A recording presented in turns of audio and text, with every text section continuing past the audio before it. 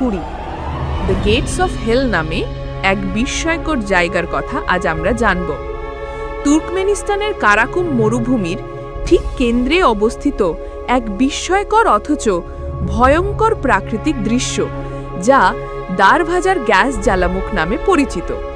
তবে এর ভয়ঙ্কর চেহারা আর লাগাতার অগ্ন্যুৎপাতের জন্য এটি বিশ্বজুড়ে নরকের দরজা বা দ্য গেটস অফ হেল নামে সুপরিচিত।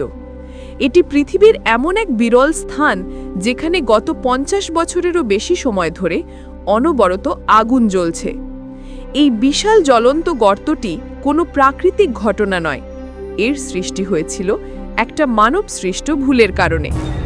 1971 সালে কিছু সূত্র অনুযায়ী 1960-এর দশকে যখন তুর্কমেনিস্তান সোভিয়েত ইউনিয়নের অংশ ছিল, তখন সোভিয়েত ভূতত্ত্ববিদরা এই এলাকায় প্রাকৃতিক গ্যাস অনুসন্ধানে ড্রিলিং করছিলেন। ড্রিলিং করার সময় তারা মাটির নিচে মিথেন গ্যাসপূর্ণ একটি বিশাল সুড়ঙ্গ খুঁজে পান। ভুলবশত ড্রিলিং রিগ ভেঙে যায় এবং ভূমিধস হয়ে প্রায় 70 মিটার অর্থাৎ 226 ফুট চওড়া একটি বিশাল গর্ত তৈরি হয়। এই গর্ত থেকে বিষাক্ত মিথেন গ্যাস পরিবেশে দ্রুত ছড়িয়ে পড়তে শুরু করে।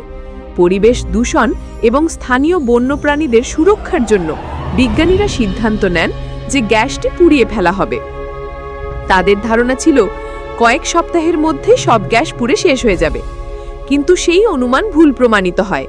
সেই দিন থেকে আজ পর্যন্ত 50 বছরেরও বেশি সময় ধরে এই গর্তের আগুন এক মুহূর্তের জন্য নেভেনি। গর্তটি প্রায় 70 মিটার চওড়া এবং প্রায় 30 মিটার অর্থাৎ 98 ফুট গভীর। এর কিনারা থেকে প্রচণ্ড তাপ নির্গত হয়, যা খুবই কাছাকাছি যাওয়া বিপজ্জনক করে তোলে। তুর্কমেনিস্তান সরকার বেশ কয়েকবার এটি বন্ধ করা বা নিভিয়ে ফেলার পরিকল্পনা করেছে, কিন্তু এর ঐতিহাসিক তাৎপর্য এবং পর্যটকদের আকর্ষণের কারণে এটি এখনও জ্বলছে।